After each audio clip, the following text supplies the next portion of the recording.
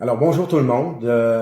On est prêt pour le retour sur le haut Moyen Âge, c'est-à-dire les dossiers que vous avez eu à travailler. Dans le fond, le haut Moyen Âge, si vous avez suivi un petit peu les dossiers, c'est la naissance des villes.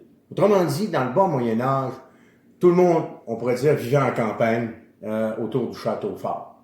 Hein? C'est aussi simple que ça. Comment on va en arriver au développement des villes? Comment vont naître les villes telles qu'on les connaît aujourd'hui? Dans le fond, c'est un peu ça, le haut Moyen Âge.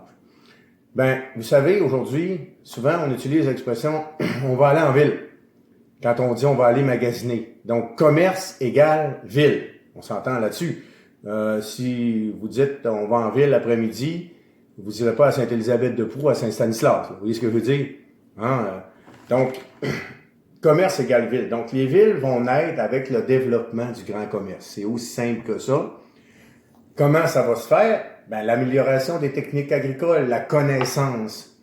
On va évoluer, on va améliorer nos techniques et on va être en mesure de produire plus de bouffe. On va avoir même des surplus agricoles. Alors qu'avant, un coup qu'on avait payé nos redevances seigneuriales aux seigneurs, il nous restait pas grand-chose. On avait quelques œufs de caillette, pas de caillette, mais de délima. On avait le lait de caillette. Puis bon, on se fabriquait des vêtements avec notre laine de mouton, etc. Alors, on était assez autonome avec les produits de la ferme et on vivait là, vraiment là, avec le strict minimum. Qu'est-ce qui va arriver? C'est qu'avec les nouvelles connaissances, on va mettre en jachère, on va s'apercevoir que quand on fait reposer le sol ou encore qu'on sème pas la même céréale à chaque année dans le même sol pour épuiser ses minéraux, ben, on va augmenter notre productivité. Puis en plus, il y en a qui sont toujours un petit peu plus vite que les autres, qui vont dire, ben dans ce coin de terre-là, on n'a pas semé rien cette année, ben on va envoyer Caillette puis sa gang pour brouter. Ça va leur faire du bien. Et Caillette puis sa gang, ben ils mangent beaucoup, donc vous voyez ce que je veux dire, ils lâchent des belles grosses affaires qui vont finalement s'avérer très positives. La bouse va se transférer en engrais et quand on va labourer tout ça, ça va amener une très, très grande productivité agricole. Alors, vous voyez, il y a toujours du positif dans tout.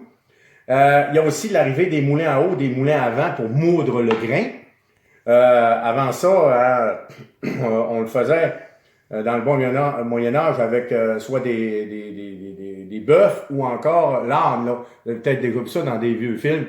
On lui mettait une carotte en avant, là, attachée en avant de lui, puis il essayait de manger la carotte, puis il faisait le tour du poteau, puis là, on mettait les grains, puis ça allait bien, sauf que vous connaissez l'expression « t'es-tu comme un arbre ».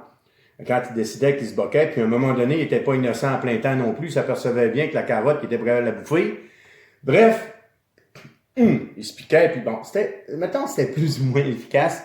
Et le moulin à eau, le moulin à vent vont être beaucoup plus productifs. Donc, tout ça va faire en sorte que nos paysans vont devenir plus riches. Comment ça? Ben, ils vont payer leur redevance seigneuriale, il va leur rester des surplus qu'ils vont pouvoir vendre. Et quand tu vends quelque chose, ben, tu te ramasses avec du cash, de l'argent dans les poches. Le fun commence. No money, no funny. Ben, le contraire, tu as de l'argent, tu as du fun. Alors, qu'est-ce qu'ils vont faire? Ils vont aller en ville, ils vont commencer à acheter différents produits qu'ils ne pouvaient pas se permettre avant. Bref, la demande va augmenter. L'offre et la demande, c'est la base de notre système économique qui s'appelle le capitalisme. Alors, bref, ça augmente la demande. Les commerçants, de plus en plus, vont développer leur commerce, agrandir leur commerce. Il y a de nouveaux commerces qui vont se développer. Et c'est comme ça que, petit à petit, les villes vont naître autour du château fort. Alors, c'est dans ce contexte-là que le haut Moyen-Âge, on va voir tranquillement, pas vite, la perte de pouvoir des seigneurs. Ça marche? C'est à la page 222 dans votre cahier, vous avez un petit plan des villes, du développement des villes au Moyen-Âge qui est quand même assez intéressant à regarder. La suite des choses, page 223, le problème des villes, je vous fais un petit topo, vous l'avez vu dans vos dossiers, c'est l'insalubrité. Il y a beaucoup de monde qui se ramasse au même endroit, on n'a pas de système de cueillette des déchets, etc., etc., souvent, c'est très, très insalubre. On jette les déchets par les fenêtres, même si on en a moins qu'aujourd'hui. Disons que c'est pas tellement rose dans les villes médiévales, puis ça sent pas non plus la rose, si je peux m'exprimer comme ça. Et c'était assez dangereux de prendre des marches dans la ville parce que le pot de chambre, là, il est garoché par la fenêtre. Le pot de chambre, là, c'était pas le pot qui était dangereux, c'est ce qu'il y avait dedans, là. Pipi caca, là. Excusez l'expression, mais c'est ça. Donc, si t'étais chanceux, tu recevais juste le pipi, puis si t'étais pas chanceux, t'avais les deux. Vous voyez le genre? Donc, tout ça a conduit à des catastrophes, à des épidémies majeures. Puis c'est curieux parce qu'on traverse une période, une pandémie présentement, mais c'est pas la seule qu'il y a eu dans l'histoire. La peste noire que vous avez à la page 223 a entraîné la mort de 20 millions de personnes. Donc, c'est un départ qui est lent, mais tranquillement, pas vite, ça a amené le développement des villes telles qu'on les connaît aujourd'hui avec le commerce et tout ça. C'est bon.